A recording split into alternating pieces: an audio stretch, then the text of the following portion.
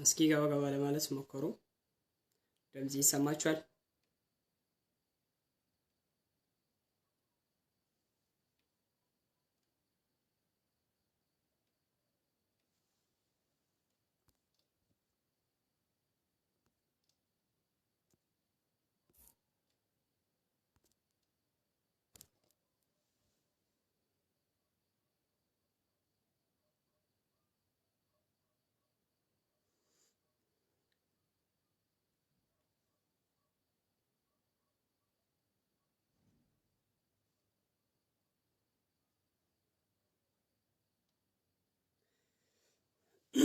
ሰላም አለይኩም ወራህመቱላሂ ወበረካቱ።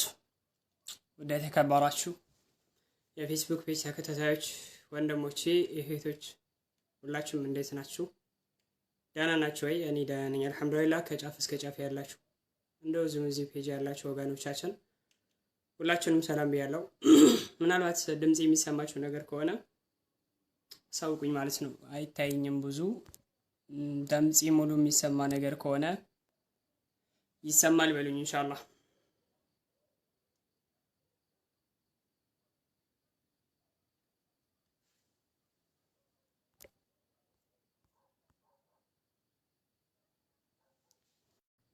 ድምጽ ይሰማል?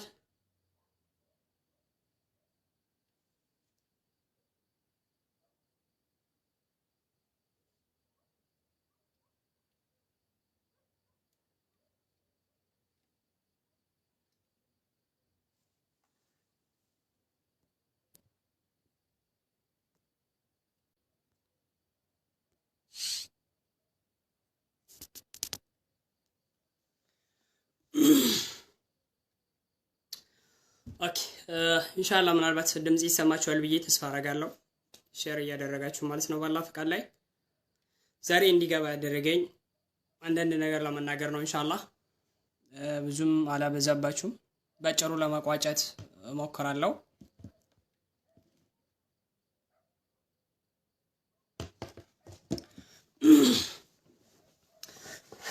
ያው በመጀመሪያ ታላቁ ረመዳን እየመጣ ነው።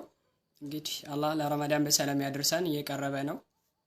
በዚህ አጋጣሚ እንኳን አደረሳችሁ መልእክት አስተላልፋለሁ። የቀሩ ቀናቶችንም አላህ አደርሶ ከምጾሙት ያድርገን ማለት ነው። ከዛ በተረፈ ምናልባት ዛሬ የመጣሁበት ቶፒክ ከላይ በኩል አስቀምጬላችኋለሁ። በዛ ነገር ላይ የተወሰነ ነገር ለመናገር ፈልጌ ነው ኢንሻአላህ።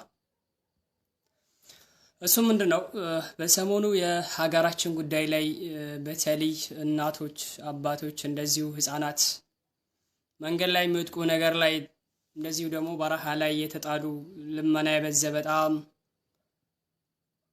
የነሱ ጉዳይ ላይ አሳሳቢ የደረሰበት ሂደት አለ። ምናልባት ከዚህ በፊት ኢትዮጵያን ባላውቅነት ባልተለመደ መልኩ ከዚህ በፊት በማናውቀው አዲስ በሚደረግ ድርጊት ኢትዮጵያ ውስጥ ላይ ብዙ እናቶች፣ ብዙ አባቶች እንደዚሁ ህፃናት አልፎ ተርፎ ለረሃብ የተዳረጉ እንደዚሁም ደግሞ መንገድ ላይ እየሞቱ እያለ ደማቸው እየፈሰሰ እያለ በዚህ ጊዜ ላይ ሁሉም ሚዲያ እርዳታ ጥሪ ሲባል እንሰማለን። ከዚህ በፊት ኢትዮጵያን በማናውቃት መልኩ አገራችን ላይ ከዚህ በፊት ምንም አይነት እንደዚህ አይነት ድርጊት ባልሰማ ነው በእኛ እድሜ እንኳን የማናውቀው ድርጊት አዲስ ተከስቶ በዚህ ጊዜ እየተመለከተ ነው ያለው። በጣም አሳዛኝ ነገር አለ። አንዴ ጉዳዩን ከብሔር፣ አንዴ ደግሞ ከሃይማኖት፣ አንዴ ደግሞ ከተለያየ ከፖለቲካ እያደረጉ በሀገራችን ላይ ብዙ እናቶች ለረሃብ ተዳርጎ እንደዚሁ ህፃናት መንገድ ላይ ወድቆ በዚህ ሰዓት እንኳን በየቦታው ላይ ማደሪያ አጥቶ እንደ አውሬ መጠለያ ስር የተቀመጡበትን ሂደት እየተመለከት በጣም አሳሳቢና በጣም ልብ በሚነካ ድርጊት እየተመለከትን ነን ማለት ነው። ምናልባት ይህን ጉዳይ ግን ማንም ደርሶ ሀይ የምለው ወይንም ደግሞ እኔ ነኝ ኃላፊነት ያለብኝ የሚል አካል በመጥፋቱ አገራችን ላይ በጣም የሚገርም ነገር እየተመለከትን ነው። የትም ሀገር ላይ ባላየነው መልኩ ምናልባት ብዙ ሀገራቶች በጦርነት እንደወደቁ፣ ብዙ ሀገራቶች ግጭት እንዳለ እናውቃለን። ብዙ ሀገራቶች እንደዚህ አይነት ችግር እንዳለ እናውቃለን። የኛው የኢትዮጵያው ግን በጣም ግርም የሚለው ነገርና በጣም ለየት ከሚያደርገው ነገር ውስጥ ላይ የእርስ በርስ ጦርነት እንደዚሁም ደግሞ ብሔር ተኮር አድርጎ የቀጠሉትን ነገር እየተመለከትን ነው ያለነው። ስለዚህ ምናልባት ይህን ነገር አስመልክቶ እስኪ ባለስልጣናቶችም ይሁን መንግስትም ይሁን ሌሎችም በኢትዮጵያ ውስጥ ያሉ አካላቶች የፖሊስ አካልም የግለኛ አካልም ይሁን ሁላቸውም በዚህ ጉዳይ ላይ ምን አይነት አመለካከት አላቸው? ምንስ እየተደረገ ነው? ምንስ እየተሰራ ነው? መፍትሄውስ ምንድነው የሚለውን ነገር ላይ አብረን እንነጋገርበት። ምናልባት አንዳንዴ ዝም ስንል ወይ እንዳላወቀ ነገር ላይ ወይም ለዛ አካል ላይ የማይሰቀጥተው ወይም ደግሞ ለዛ አካል የማይቆረቆር ሆነን ሳይሆን ችግሩ እየበዛ እየተደጋገመ ከመጠን በላይ ወይንም ከአቅም ህላፊ የሚሆንበት ሂደት አለ። አሁን ሀገራችን ላይ በጣም ከመጠን ህላፊ የሆነ ልጆች፣ እህቶቻችን፣ ወንድሞቻችን፣ አባቶቻችን፣ እናቶቻችን እንረዳለው ብሎ ከሀገር ወደ ስደት ወጥቶ ሲሰሩ ነገር ግን ከዚሁ ሆኖ እያለ አባት እናቶቻቸውን በመናፈቅ ላይ መቼ እንገናኛለን፣ መቼ ከአባት እናቶቻችን እንጨመራለን በሚል እሳቤ ላይ እያሉ ነገር ግን ከሀገር ቤት ላይ አባት እናቶቻቸውን በተወለዱበት ባደጉበት አፈር ምድር ላይ እናንተ መቀመጥ አትችሉም፣ ሀገራቸው አይደለም፣ መሬታቸው አይደለም ተብለው ተፈናቅለው ጥላ ስር መጠለያ ስር ተቀምጦ እናገኛቸዋለን።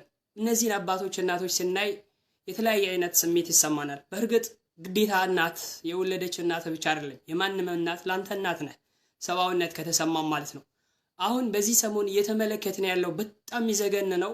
ለቁጥር የሚታክቱ ኢትዮጵያውያኖች ወደ ጥላ ስር ወጥቶ ተቀምጠው በዛ ጥላ ስር ላይ ሁሉም ሚዲያ እነሱን ልመና፣ እነሱን እንርዳ ሲባል እንሰማዋለን። ምናልባት እዚህ ሚዲያ ላይ የነበራችሁ እያንዳንዳችሁ አዲስ ይሆንባችኋል ብዬ አላስብም። ለማንም አዲስ አይደለም ይህ ድርጊት፣ ለማንም ደግሞ ያላየው ነገር አይደለም። ጆሮ ያለው የሰማው፣ አይን ያለው የተመለከተው ያየው ጉዳይ ስለሆነ ይሄ ለኛ ምንም አዲስ ሊሆንብን አይገባው። ግን ጉዳዩ ስናስበው በጣም የከበደና የገዘፈ ማቆሚያውስ የት ነው የሚል ጥያቄ የሚያስነሳ ድርጊት እየተመለከትን ያለ ነው።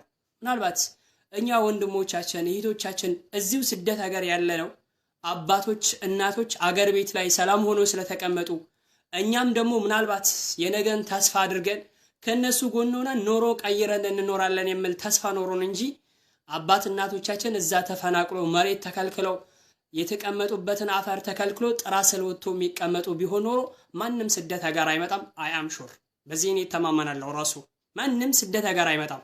ምክንያቱም ስደት የሚመጣው ራሱ እዚህ ስደት ዓለም ላይ ያሉ በአጠቃላይ አባቶቻችን እንለውጣለን፣ እናቶቻችን እንለውጣለን፣ እንደዚሁም ደግሞ ራሳችን እንለውጣለን፣ ሰርተን እንኖራለን እንጂ የሚለው አገር ቤት ላይ እናቱ ተፈናቅሎ አባቱ ተፈናቅሎ ወንድሙ ታርዶ እህቱ ታርዶ መሬት ተከልክሎ የሚኖር ነገር ከሆነ ማንም እንኳን ስደት ሀገርም ላይ አይመጣም። ለምን? አገሩ ቤት አገር ያለው ህዝቡ እንዲህ ከተጨፈጨፈ አገር ያለው አባት እናቱ እንደዛ ከተሰቃየ መቀመጫ ከታጣ የሰው ሀገር ምን ለማድረግ ይመጣል? ሰው የሰው ሀገርስ ምን ለማድረግ ስደት ይሄዳል? አገር ሰላም ስለሆነ አይደለ ስደት የወጣ ነው። አገር ሰላም ስለሆነ እናት አባቶቻችን ሰላም ስለሆነ አይደለ ወደ ስደት ሀገር። አሁን ግን ያ ነገር ተቀይሮ ድምጽ ያቆራርጣል እንዴ? የኔ ድምጽ ያቆራርጣል?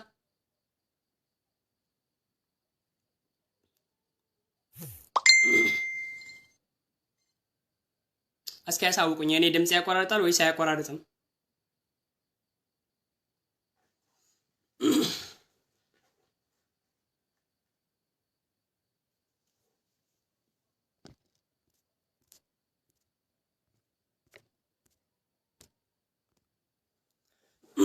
ኦኬ ይሰማል እያሉኝ ነው። ምናልባት ያቆራረጣል የምትሉ ከእናንተ ሊሆን ይችላል። ይህን ነገር አስመልክቶ መንግስትም ሆነ የመንግስት ባለስልጣናቶች ሀይ የምላቸው ጠፍቶ ድሮና ዘንድሮ የተለያየ አይነት አመለካከት አለ። በዚች በኔ እድሜ እንኳን ራሱ በጣም የተለየ ነገር ተመልክተናል። በኔ በዚች እድሜ ማለት ነው አይደለም ያለፈ ታሪክ አላጫውታችሁም፣ ያለፈ የድሮ ዘመን ታሪክ አላነብላችሁ። በዚች በኔ እድሜ እንኳን በጣም የሚገርም ነገር ተመልክተናል። ከጥቂት አመታቶች በፊት ስንመለከት የነበረው አንድ ሰው በአንድ ሰው ላይ ድንበር ካለፈ ወይንም አቅም አለኝ ኃያል ነኝ ያለ ሰው ጉልበተኛ ነው ያለ ሰው አቅመ ደካማን አልፎ ከበዘበዘ ወይንም አቅመ ደካማን አልፎ ከገደለ ያ ወንጀለኛ እድሜ ይፍታኝ ሲታሰር እንመልከት ነበር። በኔ እድሜ እንኳን ራሱ አይደለም የድሮ ታሪክ አይደለም ማጫወታችሁ፣ በኔ እድሜ ማለት ነው። እኔ በማቀው ጊዜ እንኳን ራሱ አንድ ሰው በአንድ ሰው ድንበር ሲያልፍ ያ ሰው እድሜ ይፍታኝ እስራት ሲታሰር ነበረ በመንግስታቱ በቀድሞ ህግ ማለት ነው። ዛሬ ግን ያ ነገር ቀርቶ አሁን ያ ነገር ሁሉ እንትን ተብሎ ጉልበተኛ የሚያድርበት፣ ምስኪን የሚያልቅበት፣ እናት የምትሞትበት፣ ህፃናት የሚጨረሱበት፣ የተወለዱበትን አፈር ለቆ ስደት የሚሄዱበትን አጥቶ ባህር ዳር ላይ የሚቀመጡበት ዘመን ላይ ደርሰናል። ጉዳዩ ግን ለምን አገር ቤት ላይ መንግስት አለ? ኢትዮጵያ ውስጥ የመኖርና ያለ መኖር ሙሉ ነፃ መብት ለማግኘት እኩልነት አለ? መንግስት ይኖራል ኢትዮጵያ ውስጥ? መንግስት አለ ብሎ የሚያምን አካል አለ? እኔም አቀው አሁን እንኳን እዚህ አሁን እየተመለከትን ያለነው የመን እንኳን ምንም እንኳን መንግስት ሳይኖራት የእርስ በርስ ግጭት እንኳን የለባትም። የመን ውስጥ የሌላ ሀገር ዜጋና ከሌላ ሀገር ጋር የሚመጣው ጦር ዘንብባታል እንጂ መንግስት የሌላት የመን እንኳን እንዲያለው ነች። አሁን ግን ኢትዮጵያ አስጊ ደረጃ ላይ ደርሳለች። አባቶች መኖሪያ አጥቷል፣ እናቶች መቀመጫ አጥቷል። በሚገርም ሁኔታ ድሮ ወንጀለኛ ወንጀል ሰርቶ ሲደበቅ ነበር የምንመለከተው። ድሮ ጉልበተኛ አካል ደሃን ከበዘበዘ ወይንም አቅመ ደካማን ከነካ ያ ወንጀለኛው አካል ተፈልጎ እስኪያዝ ድረስ ይደበቅ ነበር፣ ይሸሸግ ነበር።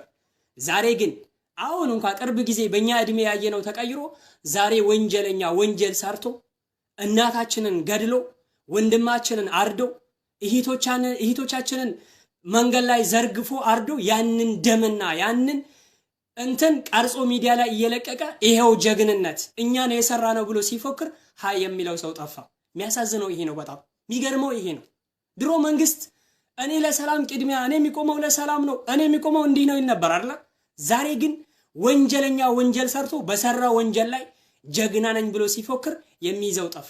አላያችሁም እንዴ? እናቶች አሁን ቅርብ ጊዜ ወለጋ ላይ የተከሰተውን ነገር ስትመልከቱት እናት ታርደ ባማጠች፣ በወለደች፣ በተጨነቀች፣ በራበች ነገር ግን በተቀመጠችበት ምንም ባልሰረችበት መጣ ደካማዋ እናታችን እንዲታርደ ያረደው አካል እኔ ነኝ ያረድኩት ብሎ ቪዲዮ ቀርጾ ካሜራ ሲለጥፍ ካሜራ እያሳየ ወንጀሉን ማን እንደሚሰራ ግልጽ ሆኖ እየታየ ነገር ግን ያ አካል ሃይ የሚለው ጠፋ።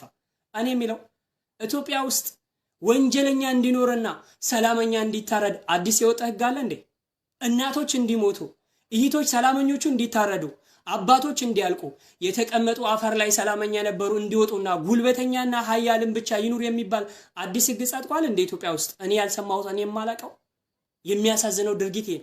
እኔ በማቃቱ እንኳን በኔ እድሜ አንድን ሰው ሲገድል እድሜ ይፍታኝ ይታሰር ነበርና ይፈራ ነበር። ድሃውና ሀብታሙ እኩል ኖር ነበር። የድሮ መንግስታቶች እንኳን በሃይማኖት ጣልቃ ገቡ ብለን የምንወቅሳቸው መንግስታቶች እንኳን የፈለገ ያክል መጥፎ ስራ ሰሩ ብለን ብንወቅሳቸው ግን በማንም ድሃ ላይ ማንም ጉልበተኛ ድንበር ሲያልፍ እንመለክ። ዛሬ ግን ጉልበተኛ የሚኖርበት ድሃ የሚጠፋበት አቅም የሌለው የሚሞትበት አቅም የሌለው የሚታረድበት ሀያልና ጉልበተኛ ነኝ ያለው ጩቤና መሳሪያ የታጠቀው ግን መንገድ ላይ አርዶ የሚፎክርበት ዘመን ላይ ያለን። እውነት ኢትዮጵያ ውስጥ መንግስት አለ እንዴ? ግን ታውቃላችሁ እንዴ?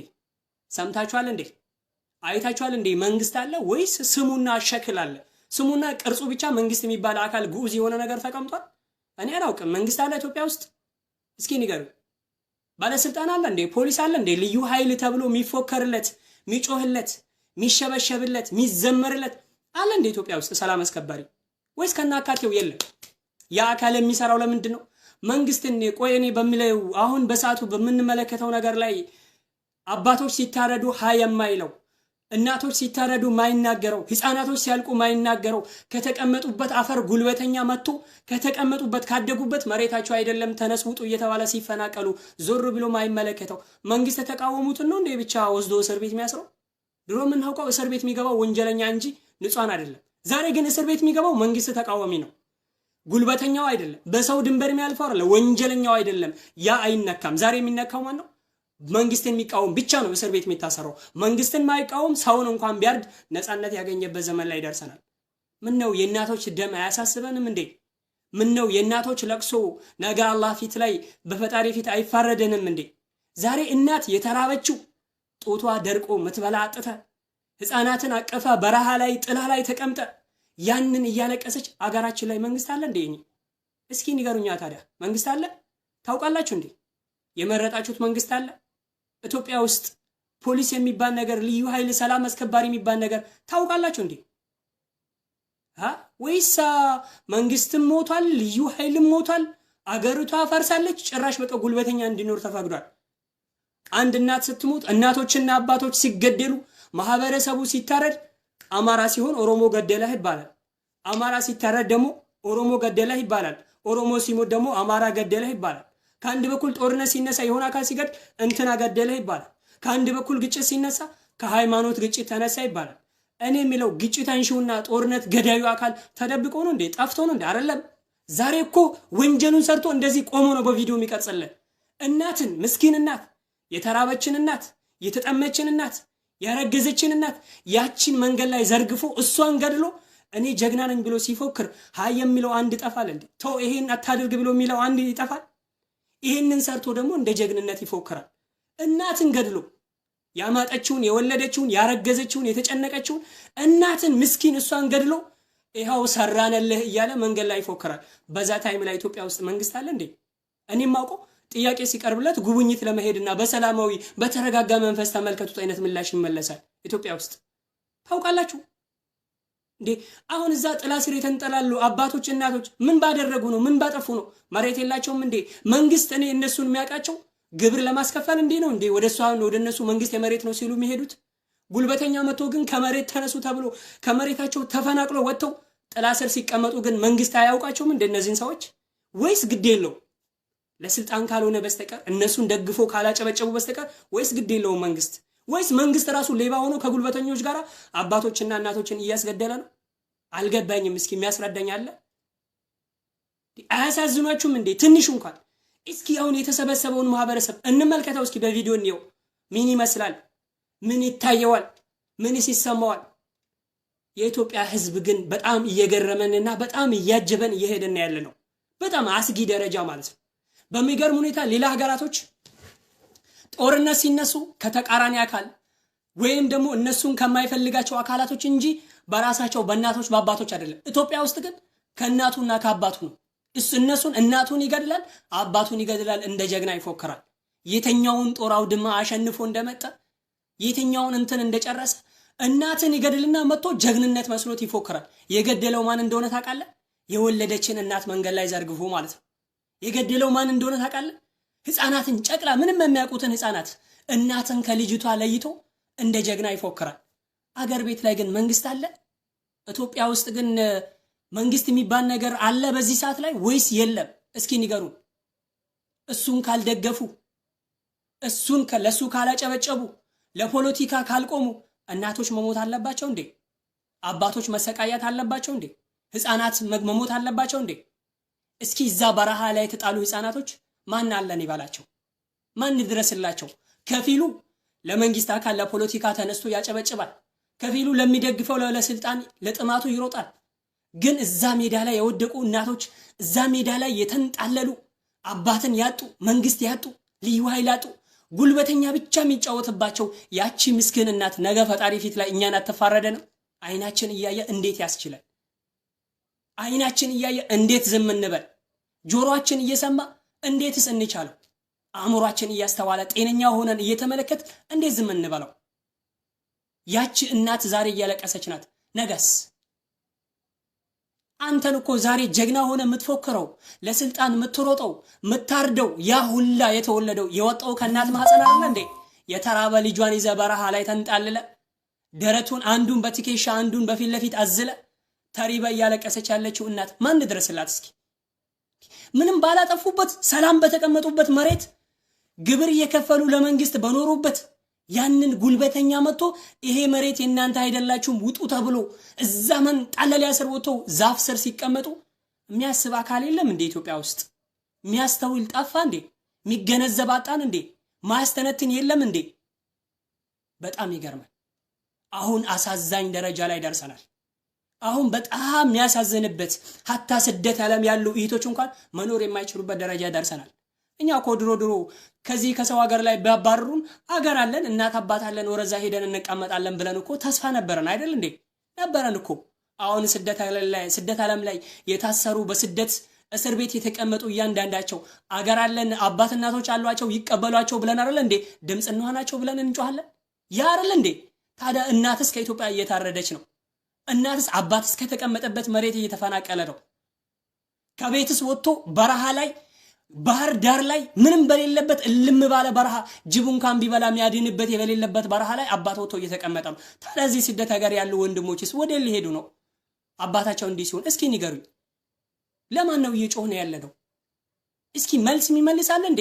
ታዲያ ኢትዮጵያ ውስጥ ጉልበተኛ የሚኖር ከሆነ አባቶች የሚፈናቀሉ ነገር ከሆነ እናቶች የሚሞቱ ነገር ከሆነ ህፃናቶች የሚገደሉ ነገር ከሆነ በተቀመጡበት መሬት ተነሱ ዘርበሉ ብሎ ጉልበተኛ የሚያባራቸው ነገር ከሆነ ወዴት ነው የሚሄዱት? እኛሳ መግቢያችን ወዴት ነው? እስኪ ንገሩኝ። እናስ፣ አንቺስ፣ እኔስ፣ ሌሎችስ ወዴት ነው መግቢያችሁ? ወዴት ነው? እስኪ አባት እየተፈናቀለ ምናልባት ዛሬ ባንተ ላይ ደርስ ይችላል። ግድ የለም ዛሬ በእኔ ላይ ደርስ ይችላል። እኔ ያለሁበት ዛሬ ላይ ሄድ ይችላል። አንተ ያለበት ነገ ላይ ደርስ ይችላል። ዛሬ ግን ሌላ ቦታ ሲከሰት ሁሉም ጸጨርጭ ብሎ አይደል? ምንም አልመሰለም አይደል? ዛሬ ወለጋ ላይ የተቀመጠውን ዛሬ ሲታረድ ያለውን እዛ በረሃ ላይ ወጥታ የምታለቅሰው እናት ምናልባት የስጋ እናት ስላልሆነች እናቴ አይደለችም ብላ ግድ የለም ደንታ ብሶና ሊሆን ይችላል። ግን ነገ አንተ ላይ ይደርሳል። ነገ አንተ ቦታ ላይ ይመጣልሃል። ያየኸውን ዛሬ መልስ ያልተናገርከበት አንተ ላይ ሲመጣ ግን መጮህ አታቆም። እውነት ግን መንግስት ማሰብ ይችላል በዚህ ሰዓት ላይ? ኢትዮጵያ ውስጥ መንግስት የሚባል አካል ላይ አለ እንዴ? ለምስኪኖች ለተጨቋኞች ድምጽ የሚሆኑትን ለመስማት ለምስኪኖች ግንባር ቀደም እንዴ?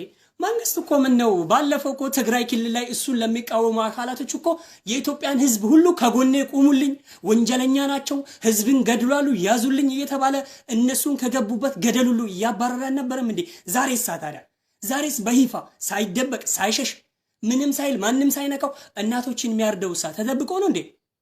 የኛን እናት የሚገድለውሳ ምን ሆኖ ነው? ያ ወንጀለኛም ጠፍቶ ነው እንዴ? አልተገኘም?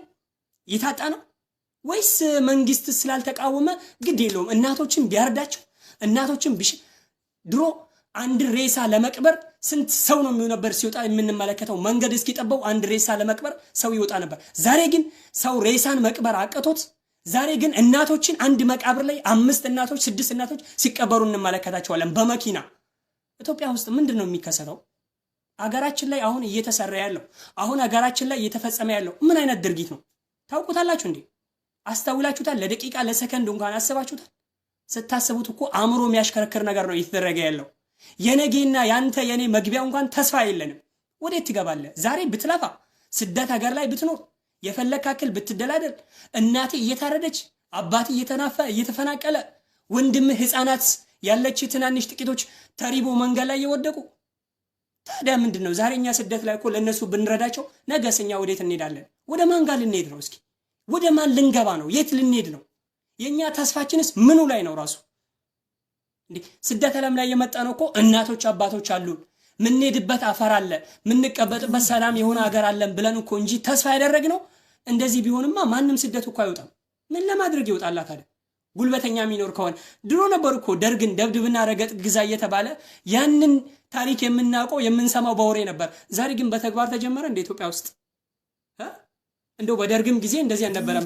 ወንዶችን ነበር ለይቶ እንደዚህ ሲያደርግ የነበረው። ለሴቶች ነበረው ክብር፣ ሴቶችን ይተው ነበር በታሪክ እንኳን እንደም።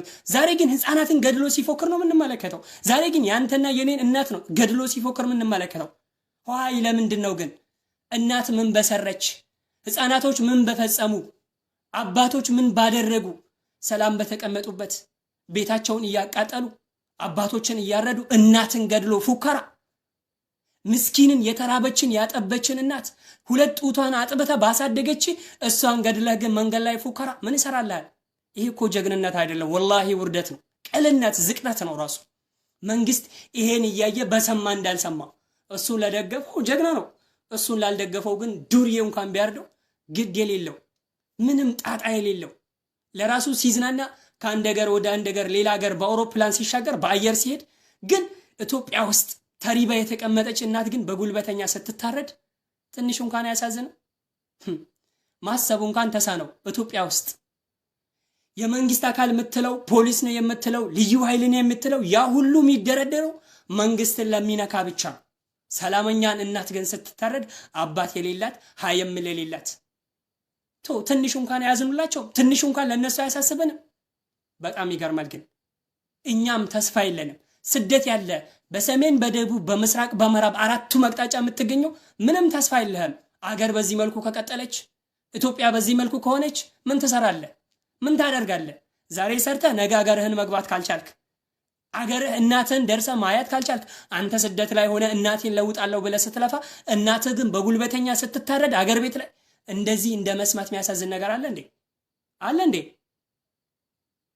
በየቦታው ላይ ወጥቶ የሚያሸበሽብለት ማንም አይነካው፣ ለሱ የሚያጨበጭብ ማንም አይነካው። ነገር ግን አንድ ድርጊት እናት ስትታረድ ጉልበተኛ ሲፎክር ይሄ እንትና ብሔር ከእንትና ብሔር ነው የተጋጨው ይባላል። እኛ ብሔሩ ምንም ይሁን ምን አገሩ ምንም ይሁን ምን እምነቱ ምንም ይሁን ምን ወንጀለኛ ከሆነ ያንን ወንጀለኛ እንዲያስሩልን ፈለግን እንጂ አማራ ሲሞት ኦሮሞን የገደለው ብሎ ዝም በሉታል እንዴ? ኦሮሞ ሲሞት አማራን የገደለው ብሎ ዝም በሉታል እንዴ? ይሄ ነው እንዴ የተስማማነበት? በዚህ የተፈረምን ነገር አለ እንዴ ኢትዮጵያ ውስጥ ላይ? አንዱ ሲገድል እነዛ ኦሮሞዎች እኮ ነው የገደሉት ይባላል። ኦሮሞን አማራን ከኦሮሞ ያደርገዋል። አማራ ላይ ሲሞት ኦሮሞ ገደለው ይባላል። ኦሮሞ ሲሞት ደግሞ አማራ ገደለው ይባላል። ብሔር ከብሔር አጋጨው። መንግስት መተንፈስ አይፈልግም በዚህ ጉዳይ ላይ። ልዩ ኃይል ፖሊስ ነው የምትለው ደስ ብሎታል ራሱ። ለምን? ለሱ ስልጣን እስከሚሳካ ድረስ ላይ ህዝቡን እርስ በርሱ አባልቶት እርስ በርሱ ሲገዳደል ጉልበተኛ ሲፎክር ማንም ግን ደርሶ ሃይ ሚለው ጠፍቷል ራሱ። ተው ግን የኢትዮጵያ ህዝብ አስተውል። ተው ግን የኢትዮጵያ ህዝብ ተገንዘብ። ነገ ያንዳንደን ይቆጨናል እኮ። ለዛሬ ሰላም ምንም አልመሰለን። አላየህም እንዴ? ትላንት የነበረች ሶሪያ ምን የምትመስለው ሶሪያ ዛሬ በእያንዳንዱ ሀገር ላይ ዞረ እየለመነችና እየተማጸኑ የሚበሉትን አጥተው ቁርሾ እየለመኑ ያሉት። ያንተም የወደፊት ተስፋ ይሄን ይጠብቃል። ዛሬ ብሔር ከብሔር ተጋጭቷል። ዛሬ እናትን ታርዳለ፣ ዛሬ ህፃናትን ታርዳለ።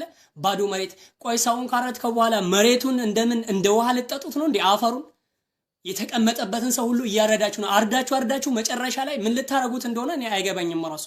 ምን ልታረጉት ነው?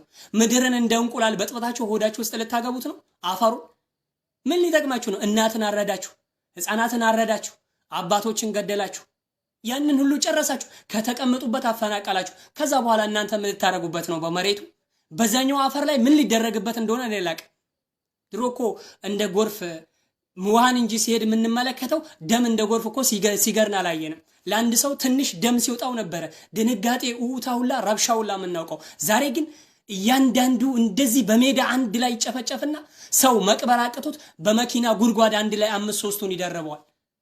5-3ቱን ሬሳውን አንድ ላይ ይደርበዋል። ድሮ ግን አንድ ሰው ሲሞት ነበር በጣም ከባድ ሆኖ ድምጽ እየሰማን ምን ተደረገ እየተባልን በየቦታው ላይ ጆሮ ሰተን የምናደምጠው። ዛሬ ግን እንደ ባህል ማለት ነው፣ ልክ እንደተፈቀደ ያ ድርጊት አድርግ እንደተባለ ሁሉ መንገድ ላይ ያርዳል። ከዛ በኋላ ካሜራ ላይ ቀርጾ ሚዲያ ላይ ይለቅልሃል። ጀግና ነኝ ብሎ ይፎክራል።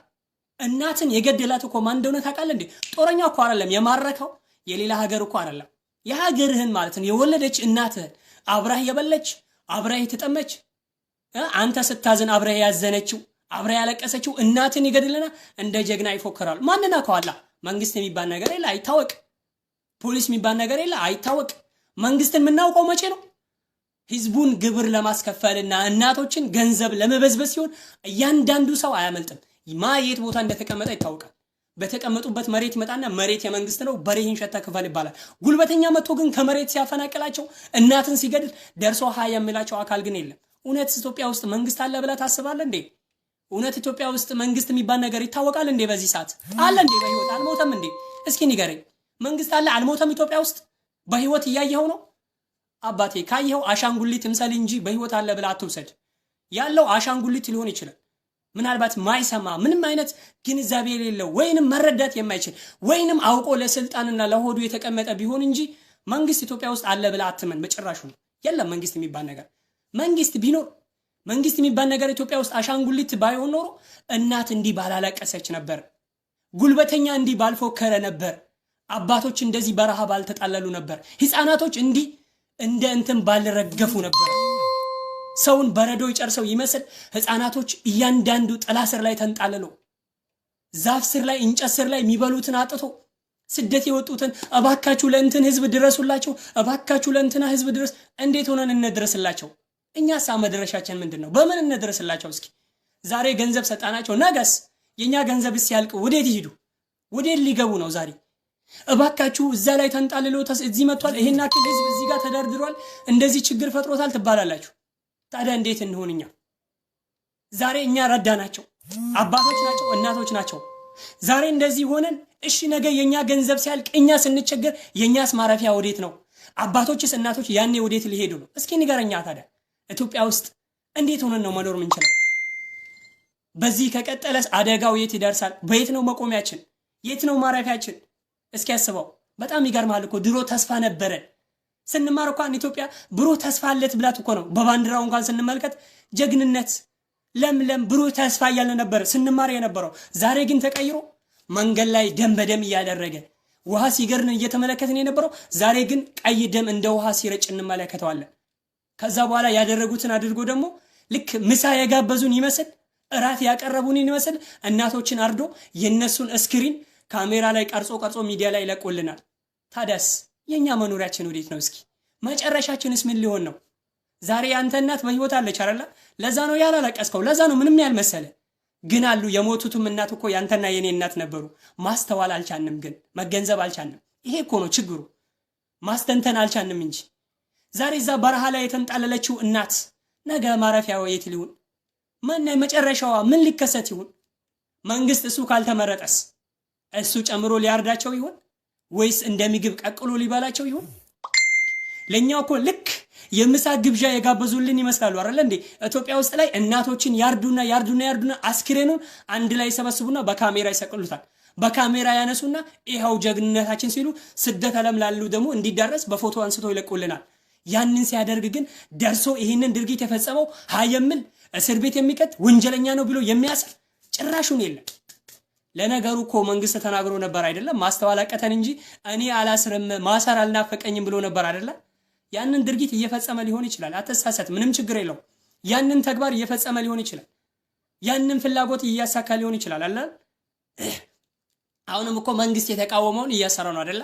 መንግስት አሁን መንግስት እንዳለ የምናውቀው እሱን ተቃዋሚ የሆኑ ፓርቲዎችን ሲያስር ብቻ ነው። ከሱ ተቃዋሚ አካል ያሉትን ብቻ እስር ቤት ሲያስገባ ነው የምናውቀው። እናቶችን የሚያርደው ግን ሲታሰር አናውቅም። አባቶችን የሚያርደውን ግን ሲታሰር አናውቅም። ህፃናቶችን የሚገድለውን ግን ሲታሰር ሲቀጣ አናውቅም። በል እንደውም ገድሎ ሲፎክር ገድሎ ያለውን ጀግንነት መስሎት ሚዲያ ላይ ቀርጾ ሲለቅልን ሲዛችብን ይሄን አደረግን እያለ ታሪኩን ሲዘረዝርልን እንጂ የምንሰማው ወንጀለኛ ወንጀል ሰርቶ ሲቀጣ አናይም። ራሱ እነዚህን አባቶችና እናቶች እያፈናቀላቸው ያለው የኢትዮጵያ መንግስት ከዱርዬዎች ጋር አብሮ እየሰራ ነው እንዴ? ከነሱ ጋር አብሮ ግንኙነት አለው እንዴ? ፓርላማ ላይ ጥያቄ ሲቀርብለት በተረጋጋ መንፈስ ተመልከቱታል። እኔ የሰማሁት እንዴ እናት ስትሞት ነው እንዴ በተረጋጋ መንፈስ የምንመለከተው? አባታችን ሲሞት ነው እንዴ በተረጋጋ መንፈስ የምናየው? ህፃናት ሲያልቁ ነው እንዴ በተረጋጋ መንፈስ የምናየው? አራተውን እስኪ ይብቃን። አራተውን እስኪ ልንኖርበት። አራተውን እስኪ እናሳዝናችሁ። እኛ እኮ ስደት የወጣ ነው እናቶች ስለምኖሩ ነው። አባት ስላለን ነው። አፈር አለን ብለን ነው። አገር አለን ብለን ነው እንጂ ይሄ ባይሆን ኖሮማ ስደት አንወጣም። ምን ለመስራት ምን ለማድረግ? እናቴ ስትታረድ አባቴ ሲታረድ ከምድር ሲፈናቀሉ ከአፈራችን ተፈናቅሎ ሲወጡ ጉልበተኛ ሲዛች ደካማ ሲጠፋ ምን ለማድረግ እኔ ስደት ወጣለሁ? ምን ለማድረግ ምን ለመስራት? እስኪ ምን አደርጋለሁ? ምን ለመስራት ነው ወደ ስደት ወጥቼ የሚታገለው? እኔ እኮ ተስፋ ኖሮኝ እንጂ አባቴን እለውጣለሁ እናቴን እለውጣለሁ ብዬ እንጂ አባቴ ይታረዳል እናቴ ትታረዳለች ከተቀመጠችበት አፈር ትፈናቀላለች ብዬ እኮ አላሰብኩም። ይሄን እኮ አልጠበቅኩም። ግን አሁን እየተደረገ ያለው ይሄ ነው። ተው እንጂ እናሳዝናችሁ። መንግስት በህይወት ካለ እስኪ ያስተውል። ተኝታም ከሆነ እስኪ ንቃ። እስኪ ተኝታ ከሆነ እንቅልፍ ወስዶ ከሆነ እስኪ ሃይ በላቸው። እስኪ ሌላ ተው። አንተን የሚቃረኑ አካላቶች ማባረር ብቻ አይደለም። አንተን የሚቃረኑ አካላቶች ብቻ እንደ ውሻና እንደ ቀበሮ እነሱ ማባረር ብቻ እኮ አይደለም። እስኪ ጉልበተኞቹ ሀያላነን እያሉ ያሉት እናቶችን እየገደሉ ያሉት ከተቀመጡበት መሬት በራሳቸው ስልጣን እያፈናቀሉ ያሉትን ጉልበተኞች እስኪ ሃይ በላቸው። እነዛን ስልጣን ተሰጥቶ የለህ እንዴ? ተቀምጣ የለም እንዴ? አሻንጉሊት አይደለ? መቼም ታስተውላለህ። ሰውና መቼም አእምሮ ካለ ትገነዘባለህ። እስኪ እነዚህን ሃይ በልልንማ። እናቶቻችን አለቁብን። እስኪ ህፃናቶች አለቁብን። እስኪ የናንተ ፖለቲካ እስከሚሳካና እናንተ ምርጫ እስካላደረጋችሁ ድረስ የናንተ ምርጫ እስካልተሳካ ድረስ እናቶች ለናንተ እንደንተን ነው እንደ ግብዣ ነው እንደ ለናንተ ለምርጫ ለፖለቲከኞች ለናንተ ፍላጎትና ደስታ እናቶች መሞት አለባቸው፣ ህፃናት ማለቅ አለበት፣ አባቶች መታረድ አለባቸው፣ ከተቀመጡበት አፈር መፈናቀል አለባቸው። በጣም ይገርማል። እንግዲህ ድሮኮ እንደዚህ አይነት ድርጊት የምናውቀው አገር ቤት ላይ መንግስት የለም ሲባል እንጂ የምንሰማው መንግስት አለ ከተባለ እንደዚህ አይነት ነገር አናውቅም ነበር፣ እንደዚህ አይነት ነገር አንሰማም ነበር። አይደለም ተው መግደልን፣ እናትን እንደዚህ ማረድ፣ ህፃናትን እንደዚህ መቀጥቀጥ ተውና አንድን እንኳን ጩጬ ያለ አግባብ ከመጣ በትር ለአህያም ቀርቷል እየተባለ ማንቁርቻው ተይዞ እስር ቤት ሲገባ ነበር የምንመለከተው። ህፃናትን እንኳን ያለ ቦታ ከነካ በትር ዛሬ ለአህያም አይገባም እየተባለ ደሃና ሀብታም ጉልበተኛና ደካማ አብሮ ሲኖር ነበር የምንመለከተው አገራችን ላይ። ዛሬ ግን ጉልበተኛ የሚፎክር ደካማ የሚያልቅበት፣ አባቶች የሚሞቱበት፣ ህፃናት የሚያልቁበት፣ እናት እንደ አረፋ በሬ ወይንም እንደ መስቀል በሬ መንገድ ላይ ታርደ አስኪሩኗ ፎቶዋ ሬሳዋ ፌስቡክ ላይ ሲለቀቅ እኮ ነው የምናየው። ይሄ አይደል እንዴ እየተመለከትን ያለ ነው? እስኪ አእምሮ የሚያስተውል ካለ ከዚህ የተለየ ነገር አለው እንዴ? አሁን አገር ቤት እያየሁት ያለው እኮ ይሄ ነው። በየቀኑ ሚዲያ ላይ ስናለቅስ ስንሰማ ያለ ነው ይሄ ነው። በየቀኑ ሰበር ዜና እየተባለ ይለቅልናል። ምንድነው የሰበሩ ስንል የተሰበረችው የተራበች እናት ናት። ሌላው እኮ አይደለም። ጉልበተኛው መሰላችሁ እንዴ? ያኛው ኃያል ነኝ ብሎ የሚፎክረው አይደለም። ሰበር ዜና እያሉ የሚፖስትልን ሁሉ ያኛው የተሰበረው ሰበር ዜና ምንድነው ስትል እናትን አርዶ ነው ራሱ እከሌን እዚህ ቦታ ላይ ይሄን አክል ሰው አረዱ ይባላል። ይሄን አክል ሰው ታረደ። ይሄን እኮ ነው ዜና የሚያቀርብልን ዛሬ ሰበር ዜና እያለ ሚዲያ ሁሉ የሚፖስትልን ይሄ ነው። ሌላ ስራ የለውም ራሱ፣ ሌላ ነገር የለውም፣ ሌላ ዓላማ የለውም። የሰላም ዜና ሲባል እኮ ሰምታችኋል እንዴ? እና ፈቀን እኮ የሰላም ዜና የደስታ ዜና መስማት ድሮ ቀረ። ዛሬ ምን ሰማው ምንድነው? ሰበር ዜና። ዛሬ ይሄን አክል እህቶች እናቶችና ህፃናት ይሄን አክል ሰው ታረደ እየተባለ ነው ሚዲያ ላይ የሚፖስትልን ነው። ይሄ እኮ ነው፣ የተለየ ነገር የለንም። መንግስት በህይወት ካለ እስኪ ንቃ፣ እንቅልፍ ካልወሰደ እስኪ ንቃ፣ አስተውል። ኢትዮጵያ ውስጥ ምን እየተደረገ ነው ያለው? አገራችን ላይ ምን እየተፈጸመ ነው ያለው? እናቶች በምን እያለቀሱ ነው ያሉት? አባቶች የት ላይ ነው ያሉት? በረሃ ላይ ተንጠልሎ በኖሩበት ባደጉበት በተወለዱበት ተሪቦ ተጠምቶ ተቸግሮ ያን መከራ ሁሉ አልፎ ዛሬ በሚያርፉበት ጊዜ ግን ተባሮ ከምድር ተፈናቅሎ በረሃ ጫፍ ላይ ውሻው እንኳን በማይቀመጥበት ምንም ሰው በሌለበት ውሻው እንኳን ምግብ አለበት ፍርፋሬ ለመልቀም ይራመዳል። ሰው ሆኖ ግን ውሻ በማይቀመጥበት ቦታ ላይ ተቀምጦ ስደት ሀገር ያላችሁ እባካችሁ እርዳታ እንደዚህ ምን እናርግ እስኪ? ምን አቅም አለና ዛሬ ልረዳ እንችላለን እኮ ነገስ የኔ ያለኝን እስከሚጨርስ ድረስ እረዳለሁ። ከዛ በኋላስ መጨረሻው ምን ሊሆን ነው? ወዴትስ ልንሄድ ነው? አረ በጣም ታሳዝናለህ። መንግስት እንቅልፍ ካልወሰደው አሁንም ተነስ እስኪ፣ ባንን እስኪ ከእንቅልፍ ተነስ። አንተን የሚጠላ ብቻ እኮ ማባረር አይደለም ገድሎ የሚፎከረው አለ። እናትን አርዶ ምንትን የሚለው አለ። አማራ ይሁን ኦሮሞ እኛ አያገባንም። ትግሬ ይሁን ጉራጌ አያገባንም። ሶማሌ ይሁን ምን አፋር አያገባንም። ወንጀለኛ ከሆነ ይታሰር። እናት አትታረድ። ህፃናት እንዳያልቅ፣ አባት እንዳያለቅስ፣ ከምድር ከተወለዱበት እንዳይፈናቀሉ። ምንም ይሁን ምን ነው ሰው ነው ይኑሩ። እኛ አፈርን እንደ ውሃ አንጠጣም። አፈርን እንደ እንቁላል ቀቅለን አንበላም። እናቶች ይኑሩበት። ይሄ ካልሆነ ግን መንግስት የሚባለው ነገር ላይ ገና አንተን ልንመርጥም ላንመርጥም ምን ትሰራልናል? እናቶች ካለቁ በኋላ ምን ያደርግልናል? አባቶች ካለቁ ምን ያደርግልናል? ህፃናቶች ካለቁ ምን አውሬ ልንገዛበት ነው እንዴ? እዛ አፈሩ ላይ መሬቱ ላይ ምን አውሬ ልናኖርበት ነው እንጂ ሰውን የሚጨረሰው?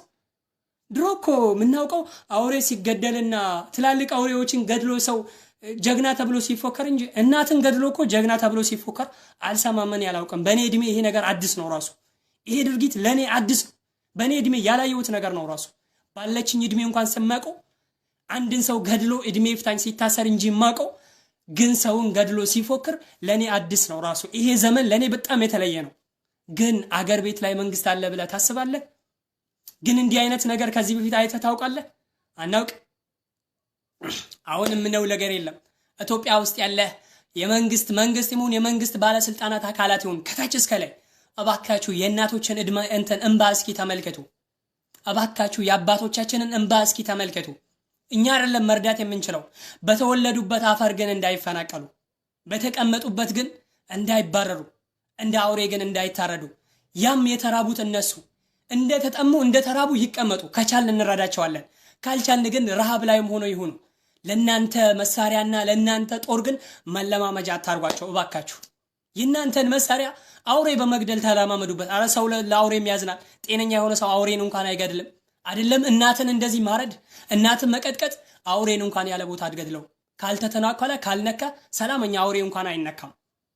ግን የናንተን መሳሪያና የናንተን ጥይት በወለደች እናት ላይ ነው እንዴ ጀግንነት? በህፃናት ላይ ነው እንዴ? ምንም በማያውቁት ተሪቦ እንኳን ተሪበናል ብሎ መናገር በማይችሉ ህፃናት ላይ መሳሪያ ማለማመድ ትንሽ እንኳን ሺማ አይደለም? አእምሮ ላለው ጤነኛ ለሆነ ሰው እንኳን አይሰቀጥጥም? እነሱን ማባረር ይሄ ነው ጀግንነት? ኢትዮጵያ ይሄ ነው እንዴ ፉከራና ቀራርቶና ሸራርቶ? ቶባከ ይሄ እኮ እውቀት አይደለም። ይሄ እኮ ጀግንነት አይደለም። ይሄ እኮ አዋቂነት ምሁርነት አይደለም። ወላሂ ቅሌት ነው ራሱ። ከጤንነት ወደ እብድነት ነው መሻገር ያለብን። ይሄ ነው እየተሻገርክ ያለው አሁን እየተሻገርክበት እየተራመድክበት ያለው ይሄ እንጂ ሌላ አይደለም።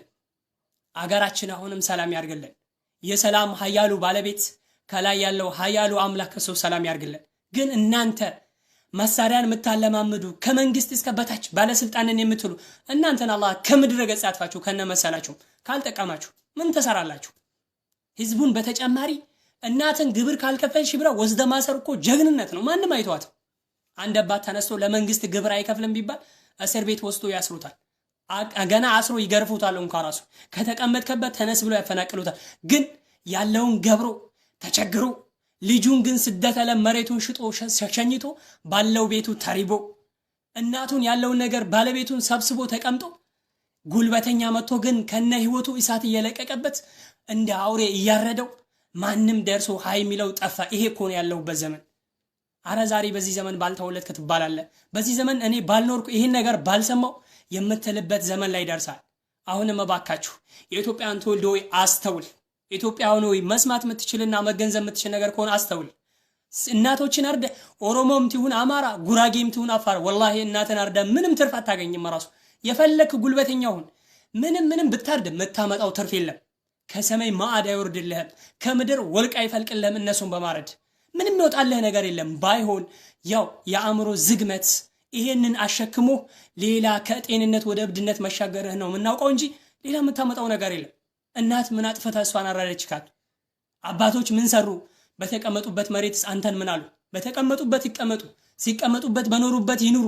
አንተ ላይ ድንበር ካላለፉ በሰላም በተቀመጡበት በቤት ግን መጥቶ አሁን እየታረዱ የነበሩበትን እየተመለከትከ ምን ይመስልሃል? አንተ ግን ማዘን የለ። አዘን የሚባል ጠፋ። አንተ በምድር ላይ ላለው አላዘንክ። አንተ በምድር ላይ ለኖረው ነገር እዝነት ከሌለ ከላይ ያለው ለአንተ መቼ ያዝንልሃል? እውነትም ኢትዮጵያ ድሃ ሆነ ብትኖር ለኔ አይደንቀኝም። ራሱ ከደህነት ዛሬ ኢትዮጵያ ትበለጽጋለች፣ ኢትዮጵያ ታድጋለች። ምን ትለ? ኢትዮጵያ ህዝቧን አርደ ነው እንዴ እድገት የሚመጣው? እናቶችን ገድሎ ነው እንዴ እድገት የሚመጣው? አባቶችን ገድሎ ነው እንዴ እድገት የሚመጣው? መሬቱን የኔ መሬት ነው ብለ ለአፈር ብለ ህፃናትን ጨርሰ ነው እንዴ ከዛ በኋላ የምታድገው? አንተ ወላሂ አታድጋት። በል እንደውም አንተ ያቺ አፈር ለአንተ መቀበሪያ እንጂ ምንም አታመጣም። ትርፍ የምታገኘው ነገር የለም። ምንም አትጨምርም አትቀንስም። ያው ለትንሽ ቀናቶች ሊመስል ይችላሉ፣ ግን ያቺ አፈር ለአንተ መቀበሪያ ናት። ዛሬ እናቶችን አርደ ሬሳ ላይ ብትጥል ነገ አንተ ዞሮ ወደዛች አፈር ገብተህ ትቀበርባታለህ እንጂ ምንም አታደርግም። የምታመጣውም ነገር የለም፣ የምታገኘውም ትርፍ የለም። እናቶችን በመግደል አገር አይለወጥም። ህፃናትን በመግደል አገር አይለወጥም። አባቶችን በማባረር አገር አይለወጥም። የተቀመጡን ወላጅ አባት እናትን ከተቀመጡበት አፈር አፈናቅሎ ወደ አውሬ መቀመጫ ባህር ዳርና ጥላ ስር መሸኛት ይሄ አይመችም። ራሱ እድገትም አያመጣም፣ ትርፍም አታገኝም። ግን ማስተዋል ተስኖሃል፣ መገንዘብ አቅቷል። ይሄ ነው እኮ አሁን እየተከሰተን ያለው። አሁን እኮ እያየነው ያለው ሁለት አይን ያለው ይመለከተው፣ ሁለት ጆሮ ያለው ይሰማ፣ አእምሮ ያለው ያስተዋለው። ይሄ ድርጊት እኮ ነው ያለው። ከዚህ የተለየ ነገር አለ እንዴ? ታውቃለህ? የለም። በቃ ወላ መንግስት በለው የመንግስት አካላት ባለስልጣን በለው ምን ጂኒ ቂያፈር በለው ምናውቀው የት እንዳለ ምናገኘው የሱ ጥቅም ሲነካ ብቻና ብቻ ነው። ትላንት እኮ በትግራይ ክልል ላይ የነበረው እኛ ነፃነትን ለማምጣት ነው፣ ሰላምን የሰዎችን የህዝቡን ሰላም ለመጠበቅ ነው፣ እነሱ ገዳይ ናቸው፣ እነሱ አራጅ ናቸው ሲባል ከየቦታው ጦርነት ሲታወጅ ነበር። ዛሬስ የሚሞተው ህዝብ ታዲያ ለነሱ ሰላም ለምንድን ነው የማይሮጥላቸው እንዴ? ዛሬስ የሚሞተው ህዝብ አይደለም እንዴ? የሚገድለውስ ገዳይ አይደለም እንዴ? ወይስ የዛሬው ገዳይ አይደለም? የዛሬው አራጅ አይደለም? ዛሬ እናቶችን አርዶ የሚያሰጣው ልክ የእርጥብ ቆሎ ለፀሐይ እንዳሰጠ ነገር ሁሉ ሰዎችን አርዶ ለፀሐይ እንዲ እንትን ብሎ ካሜራ ቀርጾ የሚፖስተው እሱ ገዳይ አይደለም እንዴ? ወይስ ትላንት ትግራይ ክልል የነበረው መንግስት ስለተቃወመ ነበር ያባረራችሁት አይደለ? ነው አይደለም? ነው። ግልጽ እኮ ነው። ለሰላም ቢሆን ኖሮማ ዛሬ እየታረዱ ያሉ እናቶች ዛሬ አሁን እዛ ላይ ስንት ሺህ ህዝብ በረሃ ላይ ተንጣልሎ የሚበላውን አጥቶ ከተቀመጠበት አፈር ከሌላ ሀገር እኮ አልመጡ። ያንን የምትመለከተውን ህዝብ ያ የተመለከተው ህፃናት፣ እናቶች፣ አባቶች ከሌላ ሀገር የመጡ ይመስላል? ከሌላ ሀገር የመጣ ዜጋ ይመስላል? ኢትዮጵያ ውስጥ የኖሩ ያደጉ እዛ ኢትዮጵያ አፈር ላይ መሬት ይዞታ ኖሯቸው የተቀመጡ በጉልበተኛ ተፈናቅሎ ነው እዛ በረሃ ላይ ተንጣለሉት። እዛ በረሃ ላይ ያሉት ጉልበተኛ አፈናቅሏቸው እኮ ነው። ዞር ካላላችሁ ደግሞ እናርዳችኋለን ነው። ከመታረድ ብሎ ደግሞ አውሬ መጠራቀሚያ ላይ አውሬ ሽንቱን በሚሸናበት ቦታ ላይ ሄዶ ተቀምጧሉ። አባት የላቸው፣ ማን ጠይቅላቸው? የሰማዩ ኃያሉ ዳኛ ለነሱ ይደረስላቸው። ሌላ ምንም ነገር የሚለው ነገር የለኝም። አገር ቤት ላይ ባለስልጣን በለው መንግስት በለው ጅኒ በለው ምን ያ ነገር ቁልቃል በለው ያንዳንዱ እሱ ሲነካ እንጂ ለህዝብ ጣጣ የሌለው ግድ የሌለው እናት ስትገደል ማያፍር እናት ስትገደል ደስታ የሚሰማው እናት ስትገደል ሌላ ነገር የሚያወራው ያ ሁላ ነው የተሰበሰበው። አንድ ላይ ጨመራ በእሳት ብታቃጥለው ማይሰቀጥተው። በጣም ይገርማል እኮ ያሳዝናል። አሁን ያለበት ታይም ላይ በጣም አጂብ ነው የሚያስብለው። ጭራሽ ያላየ ነው ያልሰማ ነው ነገር ከዚህ በፊት አዲስ የሆነ ድርጊት ማለት ነው እንዴ። ትላንት እኮ ሰምታችሁ ነገር ከሆነ የመን ላይ 400 ህዝብ 450 ኢትዮጵያውያን ሞቱ ምናምን እያለቀስን ነበርም እንዴ? ነበር እኮ ስናለቅስ አላለቀስከም እንዴ? የመን ገደላቸው እንደዚህ የመኖች እንደዚህ ለምን የመኖች አሁን ኤምባሲ ጂኒ ቆልቋል እያልክ ኢትዮጵያ ኤምባሲ ምናምን እያልክ መንግስት ያጣራለው ብሏል እያልክ ስታለቅስ አልነበረም? ዛሬሳ ኢትዮጵያ ውስጥ ላይ አሁንሳ እየተከሰተ ያለው ኢትዮጵያ ውስጥ እየታረዱ ያሉትሳ እነማን ናቸው? እናቶች አይደሉም እንዴ? ሰዎች አይደሉም እንዴ? ህፃናቶች አይደሉም እንዴ? ወይስ ኢትዮጵያ ውስጥ ሲታረድ ምንም አይመስልህም? አሁንሳ ሳውዲ አረቢያ እንደዚህ እስር ቤት ላይ እንደዚህ እየጮህን ያለነው አገር ስላለን አይደል እንዴ? ሰላም አለን ብለን አይደል እንዴ? ታደሳ አሁንሳ ምን ብለህ ትናገራለህ? እኔ አልጮህም፣ ይበቃኛል። እኔ የሚጮህበት ምክንያት የለም። ታዲያ እናቴ ስትታረድ፣ አባቴ ሲታረድ፣ ወንድሜ ሲታረድ፣ እህቴ ስትታረድ ከተቀመጡበት ሲፈናቀሉ ወዴት እንዲሄዱ ነው የሚጮህላቸው? እንደተቀመጡ እዚሁ ስደት ዓለም ላይ እንደተቀመጡ ሩዝ ይብሉ፣ በሰላም ይቀመጡ። ይሄው እስር ቤት ላይ እንኳን ተቀምጦ ማንንም አላረዳቸውም እኮ። ሳውዲ አረቢያ እንኳን የያዘችውን እስረኛ አላረደችም፣ እንደኛው ወላሂ አላረደችም በጭራሽ ማለት ነው። ኢትዮጵያውያን አላረዱ። ይሄው ይዞ በስነ ስርዓት በጨዋ ደንብ እስር ቤት ላይ ያስቀምጦ በየቀኑ ስንት ሚሊዮን ብር እየመደበ እስረኞችን ይቀልባል የሳውዲ አረቢያ መንግስት። ኢትዮጵያ ውስጥ ያለው መንግስትሳ እናቶች ይታረዳሉ፣ አባቶች ይታረዳሉ። ማንም ጉልበተኛ መጥቶ ይፎክራል። ጥላ ስር ላይ በረሃ ላይ የኛ አባቶችና የኛ እናቶች ተንጠልጥሏሉ። ማንም የሚናገራቸው ግን የለም። ማንም ሃይሚላቸው እንኳን የለም። ግን ከምድር ተነስተ እዛ እስር ቤት ላይ እንደዚህ ሆኖ እንደዚህ አባቶች ወንድሞች እንደዚህ አትጩህ እባክህ፣ አታስመስል። እውነታው ግን ያለውን ተጨባጭ ተመልከተው። የሳውዲ አረቢያ እስረኛው እንኳን በክብር ነው ያለው። ማንም አልነካው። በክብር በጨዋነት ነው ያሉት። በየቀኑ ስንት ሚሊዮን ብር እየተመደበ ህዝብን ሳይለምን አብሏቸው አጠጧቸው ብሎ ሳይጠይቅ በራሱ ገንዘብ እያበላቸው ነው ያለው። ተመለከትክ? ኢትዮጵያ ውስጥ ላይ ግን የገዛ ንብረቱን የኖረበት ያደገበት የተወለደበት ወልዶ ያፈራበት የገዛ ንብረቱን ጉልበተኛ መጥቶ ቆሞ ይሄ ያንተ ቦታ አይደለም፣ ተነስ ውጣ፣ ወደ አውሬ ማጠራቀሚያ ሂድ፣ አንተ መብላት የለብህም ካልሆነ ትታረዳለህ እየተባለ እዛ ተባረሮ ዳር ላይ ተቀምጦ የሚበላና የሚጠጣ አጥቶ አባተ ተሪቦ እናት ተሪባ ህፃናቶች ተጨንቆ እዛ ባዶ ላይ ያለ እናት እኮ ጡቷ ደርቋል። ምታበላው ምታጠጣው አጥታ ጡቷ ደርቋል። ራሱ ልጇ ምን ታጠባለች? አንተ ኢትዮጵያ ውስጥ አይደለም እኔ ታላቁ ዳኛ ኃያሉ ፈጣሪ እንደዚህ በቁመት በእናንተ በላን አለማዝነቡ ኃያሉ አምላክ ቻይ ነውና ችሎታል። እሱ ችሎታል። እኛም ባይችለን በእያንዳንዱ በስራችን ቢዘን ኖሮ ኢትዮጵያ ውስጥ ለሰከንድ እንኳን የምትኖርበት ሀገር አይደለችም። አሁን በሳቱ ያለውን ስትመለከት ድሮ ግን ተስፋ ነበር። ያ ተስፋ ግን የህልም ቅዠት በለው። በቃ ህልም ቅዠት ታያለ አይደል? እንደዛው ያ ቅዠት ያየው ህልም እንደዛ በለው። ኢትዮጵያ እንዲህ ትሆናለች፣ ኢትዮጵያን እናበለጽጋለን እንደዚህ የሚባለው ተረትና ወሬ ነው። መታበለጽገው እኮ እናትን በመግደል እኮ አይደለም። መታበለጽገው እኮ ከአፈር በማፈናቀል እኮ አይደለም። ባይሆን የተራባውን ስታቀፍ አፈር የሌላቸውን አምጥታ አፈር ስትሰጣቸው ጉልበተኛ ሲቆም ደሃና ሀብታሙ እኩል ሲኖር እንጂ ኢትዮጵያ የምትበለጽገው የተወለዱት አባትና እናቶችን ሲያባርሩ እንዴት ነው ኢትዮጵያ የምታድገው? እንዴት ነው ኢትዮጵያ የምትኖረው? እንዴ ነገ እኮ አፈሩ ምን ሊሰሩ እንደሆነ እኮ ግራ ገባኝ። ወዳጄ ስደት ሀገር ላይ ያሉ ወንድሞች በሰላም ነው ያሉት። እነሱ ምንም አልሆኑም። ራሱ ከስንት አንዱ ቢሆን እንጂ ምንም አልሆኑም። እየበሉ ነው እየጠጡ ነው። ራሱ 24 ሰዓት ምግብ በተቀያያሪ ማለት ነው። ምግብ በተቀያያሪ ሰራተኛ የሚሰራላቸው ሰራተኛ ተመድቦ ግን ኢትዮጵያ ውስጥ ተሪባ የተጠመችን እናት ልጇን ስደት ሀገር ላይ ሸኝተ ልጇ ምናልባት ትለውጠኛለች ብለ ልጅም ደግሞ እዚህ ምናልባት እናቴን እኮ ይቀየራታለሁ እኔ ተሪቤ እንኳን እሷ አትራብም ብለ ተስፋ ስታደርግ ኢትዮጵያ ውስጥ ግን ከተቀመጠችበት አፈር ከዛ ውጪ እዚህ ቦታ የለሽም ካልሆነ ግን ትታረጃለሽ እየተባለች እኮ እየተባረረች ነው።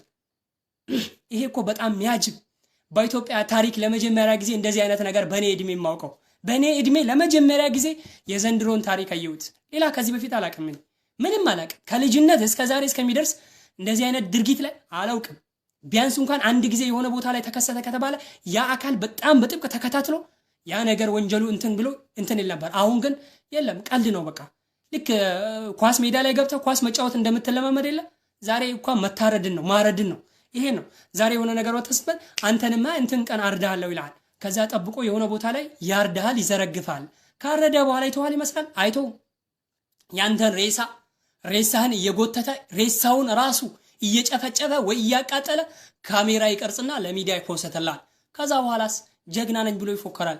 እዚህ ጋር ግን ልጅ ጭጓራዋ ተቃጥሎ የሷ ልጅ የሷ ወንድሞች የሷ እህቶች ግን ሚዛቸው ጠፍቶ አልቅሶ እንባቸው በደም ተቀይሮ በባዶ ይቀራሉ። ማን ድረስላቸው ታዲያ? እንዴ ስደት ሀገር ላይ ያለን ኢትዮጵያውያን እንዲህ ይላል አይደል? ወላጅ አትጩ ግድ የለህም። ኢትዮጵያ ላለው ጩ እስኪ፣ ኢትዮጵያ ላለው ተናገር። ኢትዮጵያውን ምን እንደሚከሰት ተመልከተው እስኪ። ይው ዞር ብለየው። ምናልባት እንደተለመደው ቅዠት አማራ ነው ኦሮሞ ነው ትግሬ ነው ልትለኝ ትችላለህ። ወዳጄ አማራም ይሁን ኦሮሞም ይሁን ትግሬ ሰው ነው፣ ያመኛል። የትግሬ እናት እኮ ለኔ እናቴ ናት ታውቃለህ። የኦሮሞ እናት ለኔ እናቴ ናት። የአማራ እናቴ ናት። ሰው ናት እኮ ምንም የተለየች ነገር የለችም። እንጨት አይደለች፣ ድንጋይ አይደለች። ኦሮሞዋ ስትሞት አማራን የገደላት ትባላለህ። ጉዳዩን ከአማራ ጋር ያይዘውና ወደ አማራ ይወስደዋል። አማራ ሲሞት ደግሞ በአማራ ውስጥ አንድ እናት ስትሞት ደግሞ ጉዳዩን ከማን ይወስዳል? ከኦሮሞ ጋር ያይዘዋል። እኔ ኦሮሞም ይግደላት አማራም ይግደላት፣ እኔ የሚፈልገው ገዳዩን እንጂ ብሔሩን ነው እንዴ? አይደለም። እኔ የሚቃወመው ገዳዩን እኮ ነው። እኔ የሚቃወመው ወንጀለኛን እኮ ነው። የፈለገ ለምን አይሆንም? አማራ ይሁን ጂንኪ ይሁን ራሱ ምን አገባኝ እኔ ስለሱ። እኔ የሚፈልገው ያ ወንጀለኛው ገዳዩ ለምንድነው ታይቶ ዝም ብለው? እንዴ አማራ ኦሮሞን ከገደለ አያዝ ተብሏል እንዴ? ወይ ኦሮሞ አማራን ከገደለ አያዝ ተብሏል? ምን አይነት ህግ እንደሆነ እኔ አላውቅም። ራሱ በጣም የሚገርም ያበሻ ኢትዮጵያ ውስጥ ያለን አሁን አስተሳሰባችን ወዴት እንደሚሄድ እንኳን ራሱ ይገርማል እኮ። አስተሳሰቡ ወዴት እየተሻገረ ነው ያለው? ሰው ወዴት ነው እየተቀየረ ያለው? ከሰውነት ወደ እንስሳነት እየተለወጥን ነው ወይስ እየተስተካከልን ወደ ሰውነት እየተመለስን ነው እንዴ? ወይስ ከችግር ወደ ለውጥ እየመጣን ነው ወይስ ከለውጥ ወደ ችግር እየተሻገርን ነው ያለ ነው? እኔ እኮ አልገባኝም። ሰው አህያ ኖሮት መኪና ለመቀየር ሲታገል እንጂ ማቀው መኪና ገዝቶ ወደ አህያ ለመግባት ወደ አህያነት ለመቀየር ሲሄድ እኔ አልሰማውም። በታሪኩ እንኳን አላውቅም። አህያ ያለው ምናልባት በመኪና ቀይራታለሁ ብሎ ለመቀየር ለመለወጥ ይታገላል እንጂ ገና ወደ ቁልቋል ትሻገራለ እንዴ? ወደ ታች ተንሸራተተ የተራበ እናትን ከረሃብ እናወጣታለን፣ አንድ ቀን ረሃብ ይገደልባታል፣ ረሃብ ይቆምላታል ብለ ስትቸገር ወደ ግድያ ታሻገራታለ። የተራበችን እናት አያሳዝንህም? አእምሮ የለህም? ማስተዋል አትችልም? በቃ ለአረለ ጥግ ደረስክ። ምን ቀራኸው? ጥግ ደርሳል እኮ። እብድነህ ተብሎ የሚታሰር ወይንም እብድነህ ተብሎ የሚያስርህ አካል አለማግኘት ነው። እብድነህ ተብሎ የሚያስርህ አካል አለማግኘት ነው እንጂ እናትን ገድሎ መፎከር እብድነት እንጂ ጀግንነት አይደለም። እንደኔ አስተሳሰብ እናትን ገድሎ ምስኪንን ገድሎ ምንም ትሁን ምን እኔ ሊወቃት አላውቃት። ኢትዮጵያ ለምን ሌላ አውሮፓውያን አትሆንም? የፈለገች ትሁን ሰውን ገድሎ መፎከር ለኔ ዝቅጣት፣ ጅህልና፣ አላዋቂነት፣ ሞኝነት እንጂ ጀግንነት አይደለም። የኔን ጠላት እንኳን ቢሆን አትግደለው፣ ይኑር። የኔ ጠላት ለኔ ጠላት ሆነ እንጂ ለራሱ ይኑር። ለምን ይገደላል? ለምን ይሞታል? ባልሰራው ስራ ላይ ባይሆን መሞት የነበረበት እኮ ገዳዩ ነበር። ገዳዩ ግን መገደል ነበረበት። እሱ ሰውን ለመግደል የተነሳው ሰውን መግደል የፈለገው እሱ ነበር መገደል የነበረበት። ዛሬ ግን የሚሞተው የሚገደለው ንጹሃን ነው። ምንም ያላለችው እኮ ናት ተራባ የተቀመጠችው ሆዷ ጠግቦ ሳይበላ ወደ አዛኛው ዓለም የተሻገረችው እናት ነገ እኛን ምን ብለ ተፋረደን ይሆን? ነገ በፈጣሪ ፊት ምን ብላ ምላሽ ትመልስ ይሆን? ያቺ ጠግበሳት በላይ የሄደችው በእቺ የታረደችው እናት ነገ እኛ ምን ብለ ተፈርደን ይሆን? ምን ብለ ተፋረድ ይሆን? ለህልና አትቻለሁ። እኔ ከዚህ በላይ ምንም ያወራው ነገር የለም። ከላይ ያለው ዳኛ ሁላችሁንም ይፍረዳችሁ። ኢትዮጵያውያን ህዝብ አሁንም አስተውል። ከጫፍ እስከ ጫፍ ያለ ኦሮሞ ብትሆን አማራ እባክህ አስተውል። አእምሮህን ግዛ እስኪ ተቀየር። እንደ ሰው ለማሰብ ሞክር። እንደ እንስሳ አትዝቀጥ፣ ወደታች አትውረድ። ዛሬ እንኳን እንስሳ ይሻላል። እንስሳ ልጁን እኮ ይፈልጋል። እንስሳ ልጁን አይገድልም። እንስሳ እናቱን አይገድልም። እንስሳ እናቱን አይበላም። እንስሳ ናቸው ብለህ እንኳን የምትላቸው ጅብን አይበላውም ራሱ በጭራሽ አይበላም። ጅብ ግልግሉን ጅቡን እንኳን አይበላም። የሚበላው ሌላ እንስሳ ነው ፈልጎ የሚበላው። ጅብን ሲፈልግ አይወልም። ሌላ ተቃራኒ የሆነ እንስሳ ነው የሚፈልገው። ዛሬ ግን ሰውን ሲበላ ትመለከተዋለህ። ድሮ አውሬ ሲበላ የምንመለከተው አይደል እንዴ? ዛሬ እኮ ሰውን ይበላል። ድሮ ግን ዛሬ በመገርማችሁ ሁኔታ ድሮ በታሪክ የምናውቀው ሰውን አውሬ እንዳይበላው ወይንም ጅብ እንዳይበላ ሰው ለሰው መድኃኒት ነው እንደሚባል ሲሸኘውና ሲጠብቀው እንመለከተው ነበር። ዛሬ ግን ሰውን ጠብቆ ሲበላና ሲያርድ ነው የምንመለከተው። አረ ስጋ መብላት ተጀምሮ እንደሆነ እኔ አላውቅም። ስጋ መብላት ሳይጀመር አይቀርም። ዛሬ እኮ ሰውን የሚበላው አውሬ አይደለም፣ ሰውን ነው እየበላ ያለው። በተለይኛ ኢትዮጵያ ውስጥ ይሄን ታውቃለህ። ስለዚህ አሁን እባክህ የኢትዮጵያ ሕዝብ አስተውል። እባክህ ወደ አህያነት አትቀየር። አህያ አትሁን። በዱላ ልኑር አትበል። እስኪ አስተውል፣ ተማር፣ ተመራመር፣ ወቅ ምን እንደምትሰራም አስተውል። ያንን ድርጊት ካደረግክ በኋላ ውጤቱ ምን ይሆናል ቅድሚያ እስኪ ተገንዘብ። ከመስራቴ በፊት ወቀው። ምንም ትሁን ምን ማንም ይሁን ማን ያን ድርጊት ከማድረግ በፊት ማስተዋል ይቅደም። ሌላ ምንም የሚናገረው ነገር የለም። ማስተዋል ከሌለ ምንም ማድረጋች አንተ አውሬ ነህ፣ እንስሳ ነህ። እምቢ ካልክ ደግሞ አውሬ ሲቶናከል እንደሚባረር ሁሉ አንተንም ማሰር ነው መድኃኒት። ሌላ ምንም የምትደረገው ነገር እኮ የለም። ዛሬ እናቶችን ባረድክበት አፈር ላይ እኔ ነገ አንተ ወርቅ ልታበቅለበት ይሁን አይገባኝም። ራሱ ወይ ማዕድልታው ምን አይነት ነገር እንደምትሰራበት እኔ አላውቅም። ሰውን ጨርሰህ ከገደልክ በኋላ ከዛ በኋላ ምን እንሰራበት ነው? እስኪ ምን ልታደርግበት ነው? አፈሩን በጥበጣ ልትጠጣው ነው እንዴ? እንደ ምግብነት አፈሩን እንዲህ ልትግጠው ነው? ምን ልትሰራው ነው? እስኪ እናቶች የተባረሩበት አፈር፣ አባቶች የወጡበት የለቀቁትን ምድር አንተ ምን ትሰራዋለህ?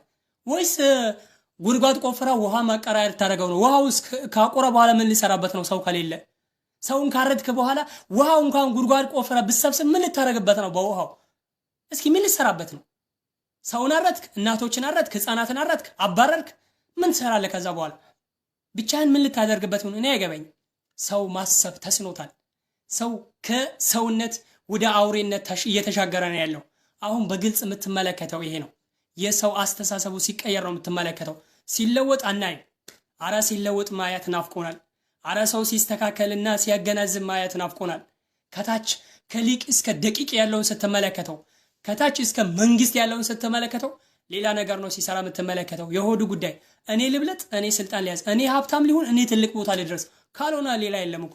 ለችግረኛ፣ ለደሃ፣ ለምስኪኑ፣ ለተራበው ግን የሚናገርለት ጠፍቷል። ለማንኛውም የዛሬውን ፕሮግራሚን በዚህ አጠናቅቀዋለሁ። ሰው ሆይ ተቀየር ነው የሚለው። ኢትዮጵያ ህዝብ ሆይ አስተውል። አደሬታዬን አስተላልፍልሃለሁ።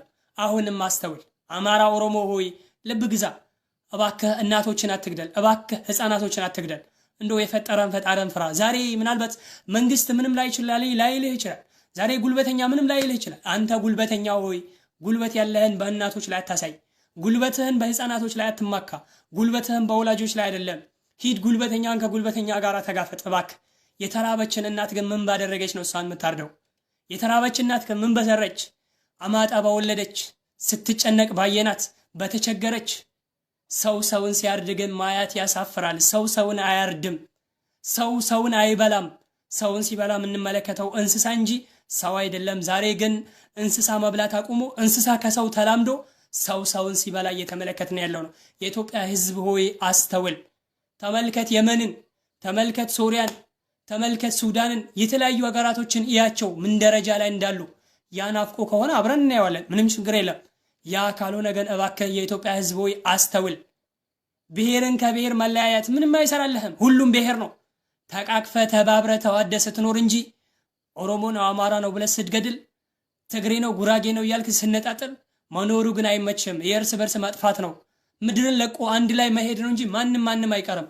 አንተ ዛሬ ኤከሌን ታጠፋለህ፣ ነገ አንተን ኤከሌ ያጠፋል። ዛሬ ኤከሊትን አንተ ትገድላለህ፣ ነገ አንተን ኤከሊት ይገድላል። ይሄ ነው ያለው ተጨባጭ፣ ሌላ አይደለም። ምናልባት አማራን ኦሮሞ ሊገድል ይችላል። ኦሮሞን ደግሞ ነገ ትግሬ ሊገድለው ይችላል። ዛሬ ሶማሌ አፋርን ሊገድልን ይችላል። ሶማሊያን ደግሞ ትግሬ ሊያጠቃው ይችላል። የእርስ በርስ ግጭት አይጠቅምህም። እናቶችን መግደል አይጠቅምም፣ ትርፍ የለውም፣ ከሳራ እንጂ ጥቅም የለውም። ሰውን በመግደል ትርፍ አይመጣም። ሰውን በመግደል አንተ ትልቅ ቦታ ላይ አትደርስም። ሰውን መግደል ትልቅ አያሰኝም፣ ውርደትን እንጂ ታላቅነትን አያመጣም። ስለዚህ ሰውን መግደል ይቁም እባካችሁ። የሰው ደም ማፍሰስ ይብቃችሁ። ካላበዳችሁ፣ እብድ ካልሆናችሁ፣ ጤነኛ ከሆናችሁ። ፖለቲካ የፈለከው ማጨማለቅ ይችላል። ፖለቲካን ከፖለቲከኞች እንጂ ከአባት እናቶች ጋር ግን አታደርገው።